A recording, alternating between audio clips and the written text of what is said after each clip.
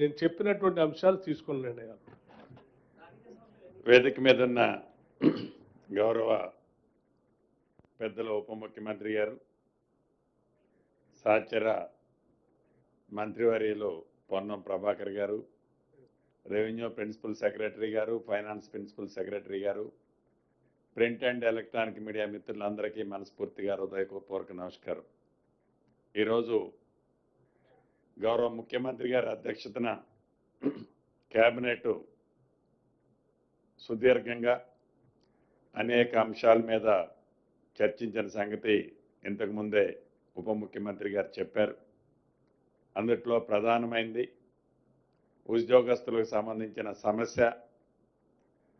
వారు మా కుటుంబ సభ్యుల్లాగానే ఈ ప్రభుత్వం ట్రీట్ చేస్తూ గౌరవ ఉప ముఖ్యమంత్రి గారు దానికి చైర్మన్గా ఉండి సహచర కేబినెట్ మంత్రులతో పాటు గౌరవ ముఖ్యమంత్రి గారిని కూడా ఒప్పించి మెప్పించి ఆల్మోస్ట్ వారు కోరిన అన్ని సమస్యలని పాజిటివ్గా ఈ ప్రభుత్వం స్పందించే విధంగా ఇంతకుముందు వారు ఐటమ్ వేజ్గా చెప్పినట్లు ప్రభుత్వం నిర్ణయం తీసుకోవటం జరిగింది. మనస్ఫూర్తిగా వారికి, గౌరవ ఉప ముఖ్యమంత్రి గారికి, గౌరవ ముఖ్యమంత్రి గారికి, కేబినెట్ సహచర మంత్రులకి మరొక్కసారి నా పక్షాన్ని కూడా అభినందనలు, కృతజ్ఞతలు ఉద్యోగ కుటుంబ సభ్యుల పక్షాన నా పక్షాన తెలియజేస్తున్నాను. ఇక ప్రధానంగా ఇవి ఉద్యోగస్తుల విషయాలు కాకుండా మరికొన్ని అంశాల మీద కూడా కేబినెట్లో చర్చించడం జరిగింది. అందుట్లో ప్రధానమైంది భద్రాద్రి కొత్తగూడెం, అంటే కొత్తగూడెంలో ఉన్న ఏదైతే ఎర్త్ సైన్స్ యూనివర్సిటీ ఏర్పాటు చేసిందో ఈ ఇందిరమ్మ ప్రభుత్వం వచ్చిన తర్వాత ఆ యూనివర్సిటీ ఎవరైతే తెలంగాణ రాష్ట్రాన్ని ఇవ్వటానికి సహకరించి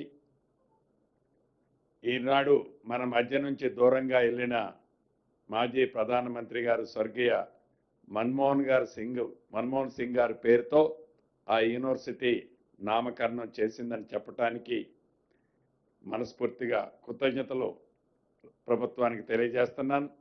అదే రకంగా ఏవైతే ఈ స్వయం సహాయక సంఘాలు ఉన్నాయో, ప్రమాదవశాత్తు ఎవరైనా చనిపోతే గతంలో ఇన్సూరెన్స్ పాలసీ ఉండేది కాదు. మన ప్రభుత్వం వచ్చిన తర్వాత ప్రమాదవశాత్తు ఎవరైనా చనిపోతే వారికి 10 లక్షల రూపాయలు ఇన్సూరెన్స్ ఇచ్చే కార్యక్రమాన్ని చేపట్టి కార్యక్రమం ఉండేది.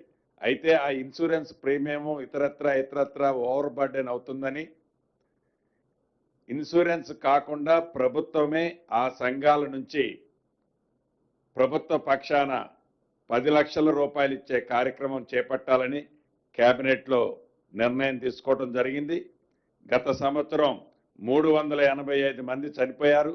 వారికి 38.5 కోట్ల రూపాయలు ఈ కేబినెట్లో ఆమోదించి ఇదే ట్రెడిషన్ని భవిష్యత్తులో కూడా కంటిన్యూ చేయాలని కేబినెట్ ఆమోదించడం జరిగింది. అదే రకంగా రాష్ట్రంలో R&B రోడ్లు, పంచాయతీరాజ్ రోడ్లు చాలా దుర్భిక్ష పరిస్థితిలో ఉన్నాయి.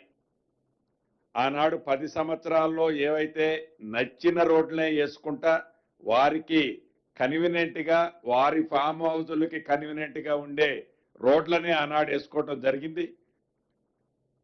అలా కాకుండా ప్రతి గ్రామానికి ఒక బీటీ రోడ్డు ఉండాలని, ప్రతి గ్రామం నుంచి మండల హెడ్ క్వార్టర్కి బీటీ రోడ్డు ఏర్పాటు చేస్తూ ప్రతి మండలం నుంచి జిల్లా హెడ్ క్వార్టర్కి డబల్ రోడ్డు, ప్రతి మండలం జిల్లా నుంచి స్టేట్ హెడ్ క్వార్టర్కి 4 లైన్ రోడ్లు ఎక్కడైనా మిస్ అయి ఉన్నా, లింకులు మిస్ అయి ఉన్నా వాటన్నిటినీ ఏర్పాటు చేయాలని సుమారు R&Bలో 5,190 కిలోమీటర్లు, పంచాయతీరాజులో 7,947 కిలోమీటర్లు మొదటి విడత వీటిని యుద్ధ ప్రాతిపదిక మీద హ్యామ్ మోడ్లో చేపట్టాలని కూడా కేబినెట్ నిర్ణయించడం జరిగింది.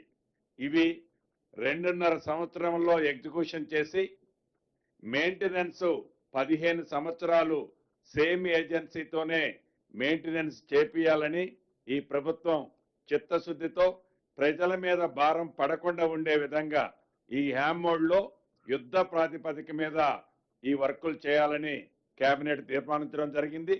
అదే రకంగా రోజు రోజుకి హైదరాబాద్ మెట్రోపాలిటన్ సిటీ ఈ విపరీతంగా ఇంటర్నేషనల్ గా నేషనల్ గా వచ్చే ఈ క్రౌడ్ ఇతరత్ర గ్రీన్ సిటీగా ఉంచాలి అని మరింత మెట్రోని ఎక్స్టెన్షన్ చేయాలని ఈరోజు కేబినెట్ లో తీర్మానించడం జరిగింది.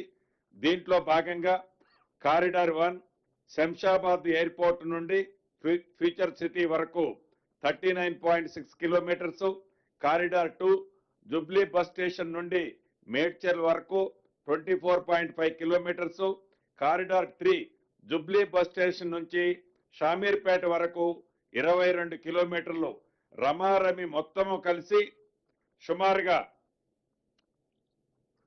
86 కిలోమీటర్లు 19,579 కోట్లతో 86.1